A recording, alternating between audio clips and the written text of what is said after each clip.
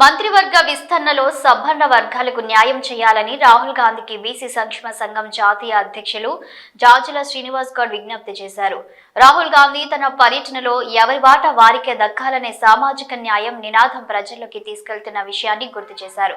Basheerbagh press club లో ఏర్పాటు చేసిన విలేకరుల సమావేశంలో జాజుల శ్రీనివాస్ గౌడ్ మాట్లాడుతూ మంత్రివర్గంలో రెడ్లకు వెలమలకు మాత్రమే న్యాయం జరిగిందన్నారు. విస్తరణలో మంత్రి పదవులు మళ్లీ అగ్రకులాలకు కట్టబెడితే బీఆర్ఎస్ కు పట్టిన గతి కాంగ్రెస్ కు పడుతుందని హెచ్చరించారు. ప్రస్తుత మంత్రివర్గంలో మార్పులు చేయాలన్నారు. బడుగుల సంక్షేమం అగ్రకులాలు చూడరని అన్నారు. గౌడ కులస్తులకు చెందాల్సిన ఎక్సైజ్ శాఖను వెలమ కులానికి ఎలా ఇస్తారని ప్రశ్నించారు. ఈ విషయంపై రాహుల్ గాంధీకి లేఖ రాస్తామని అన్నారు. బీసీల మంచితనాన్ని బలహీనతగా భావిస్తే రాజకీయ సమాధి చేస్తామని హెచ్చరించారు. మంత్రివర్గ విస్తరణలో బీసీలకు అన్యాయం జరిగితే సహించబోమని, భవిష్యత్ కార్యాచరణ ప్రకటిస్తామని, జరగబోయే పరిణామాలు తీవ్రంగా ఉంటాయని హెచ్చరించారు. కుల వృత్తులు చేసుకునే ఆయా సామాజిక వర్గాల వారికే మంత్రి పదవులు కేటాయించాలన్నారు. ఇప్పుడు మా వంతు వచ్చింది కళ్ళు గీత వృత్తి గౌడ సంఘాల జాతి మీదనే దాడి జరుగుతుంది.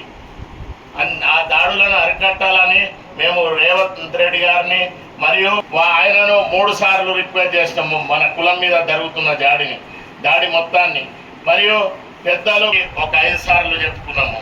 మళ్ళా నాగర్ కర్నూలు ఎంపీ గారిని మల్లు రవి గారికి ప్రతిపక్షాల అధికారంలో ఉన్న దగ్గర అయితే ఇంకా నిర్బంధం పెట్టి ఎక్స్రే తీసినట్టయితుంది. మేము భారత్ జోడో యాత్రలో రాహుల్ గాంధీని కలిసిన సందర్భంగా ఆయన ఏమన్నారంటే, కుల వృత్తులను మొదట ప్రోత్సహిస్తాము, మీ కులమెంతో అంత రాజకీయ వాటా ఇస్తాము, ఆర్థికంగా కూడా ఎదిగే విధంగా అంత మద్దతు తెలుపుతామని రాహుల్ గాంధీ చెప్తే, ఇప్పుడేమో రాష్ట్రంలో జరుగుతున్నది విభిన్నంగా జరుగుతుంది. ఎందుకంటే కుల వృత్తి తెలియని వారికి మంత్రి పదవి ఇచ్చి మా కులాన్ని అణగదొక్కే విధంగా నిర్బంధం ఏర్పాటు చేసి, ఎందుకంటే 2004లో కూడా కాంగ్రెస్ ప్రభుత్వం వచ్చినప్పుడే మా జాతి సోదరులు 30 మంది చనిపోయారు. ఆ బాధ ఏందో మాకు తెలుసు. ఇప్పుడు వేలాది మంది బతుకుదెరువు చేస్తున్న కుల వృత్తుల మీదనే ప్రభుత్వము దాడులు చేసి, గత ప్రభుత్వాలనేమో కుల వృత్తుల మీద రెంటలు తీసేస్తే, ఇప్పుడు వచ్చిన ప్రభుత్వం ఏమో ప్రత్యేకమైన రెంటలు పెట్టి మమ్మలను కుల సంఘాలను అందరినీ కుల వృత్తులను ఎన్నో విధాల విశ్వబ్రహ్మణ కులం మీదనేమో కట్టెకోత మిషన్లు తీసుకుపోయి మళ్ళా హౌసులలోనేమో దొంగ బంగారం అని నానా విధాల కూడా ఈ ప్రభుత్వము దాడులు చేస్తుంది. వర్గాలను మేము పెద్దన్న పాత్రగా పోషించే విధంగా చేస్తాము అని ముఖ్యమంత్రి గారు చెప్తున్నారు. ఇక్కడ జరుగుతున్నదేమో దానికి భిన్నంగా జరుగుతుంది. ఎందుకంటే మొత్తము చేప పిల్లలు ఇస్తామని మళ్ళొక రెడ్డికి, నల్లగొండ జిల్లా నుంచి మళ్ళొక రెడ్డికి, మెదక్ జిల్లా నుంచి మళ్ళొక రెడ్డికి, హైదరాబాద్ జిల్లా నుంచి మరొక రెడ్డికి, నిజామాబాద్ జిల్లా నుంచి సుదర్శన్ రెడ్డి పేరు వినొస్తుంది మరొక రెడ్డికి. ఇవాళ ఇట్లా ఇచ్చుకుంటూ పోతే మాకు అభ్యంతరం లేదు. మేము మళ్ళీ చెప్తున్నాం, నల్లగొండ జిల్లాలో ఒక రెడ్డికి అవకాశం కల్పించాలనుకుంటే అక్కడ ఉన్నటువంటి ఇప్పుడున్నటువంటి రెడ్లను తొలగించి కొత్త రెడ్డికి ఇవ్వండి, మాకు అభ్యంతరం లేదు. కానీ ఆ రెడ్లను ఉంచుకుంటూనే ఇంకొక రెడ్డికి ఇస్తే మాత్రం సహించం బిడ్డ. ఆ రెడ్లను అట్నే కంటిన్యూగా కొనసాగించి మరొక రెడ్డికి అవకాశం కల్పిస్తే మేము ఒప్పుకోము. ఇది సామాజిక న్యాయం కాదు. రాహుల్ గాంధీ గారు చెప్పేది ఇక్కడ ఆచరణ సాధ్యం కాదు అని చెప్పి దేశానికి తెలిసిపోతుంది. కాబట్టి మీరు ఇవ్వాల్సుకుంటే ఉత్తమ్ కుమార్ రెడ్డి గారి ఉన్నారు, వాళ్ళ భార్యకి ఇవ్వాలనుకుంటే ఉత్తమ్ కుమార్ రెడ్డి తీసేసి వాళ్ళ భార్యకి ఇవ్వండి. కోమటిరెడ్డి రాజగోపాల్ రెడ్డి గారికి ఇవ్వాలనుకుంటే కోమటిరెడ్డి వెంకరెడ్డిని తీసేసి రాజగోపాల్ రెడ్డి గారికి ఇవ్వండి. అదేవిధంగా మరొక కమ్మకి ఇవ్వదలుచుకుంటే తుమ్మల నాగేశ్వరరావు తీసేసి ఇంకొక కమ్మకి ఇవ్వండి. అదేవిధంగా ఒక బ్రాహ్మణునికి ఇవ్వాలనుకుంటే శ్రీధర్ బాబుని తీసేసి ఇంకొక బ్రాహ్మణునికి ఇవ్వండి. మాకేం అభ్యంతరం లేదు, వాళ్ళ ప్రాతినిధ్యం కూడా ఉండాలి.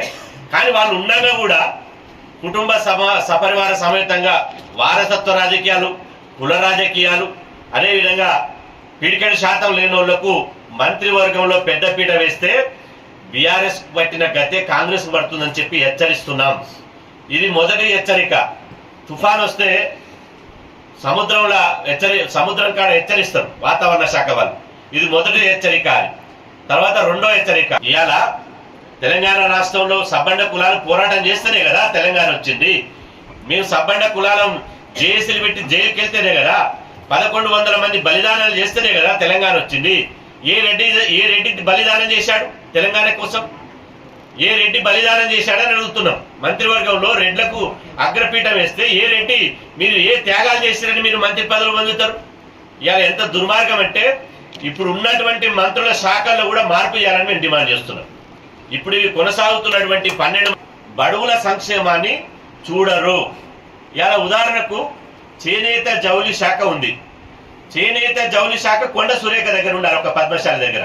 తుమ్మల నాగేశ్వరరావు దగ్గర ఎట్లుంటుందండి? కొండ సురేఖ దగ్గర ఉండాల్సినటువంటి చేనేత జౌలి శాఖ మంత్రి ఇలా ఒక పద్మశాలి బిడ్డ దగ్గర ఉండాలి, లేదా ఒక బీసీ దగ్గర ఉండాలి.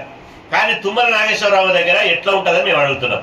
అదేవిధంగా ఒక ఎక్సైజ్ శాఖ ఒక బీసీ బిడ్డ దగ్గర లేదా ఒక గౌడు దగ్గర ఉండాలి. గతంలో బీఆర్ఎస్ పార్టీ ఉన్నప్పుడు ఇలా మొదటి మంత్రివర్గంలో పద్మారావు గారికి ఉండే, రెండవ మంత్రివర్గ విస్తరణలో శ్రీనివాస్ గౌడ్ గారి దగ్గర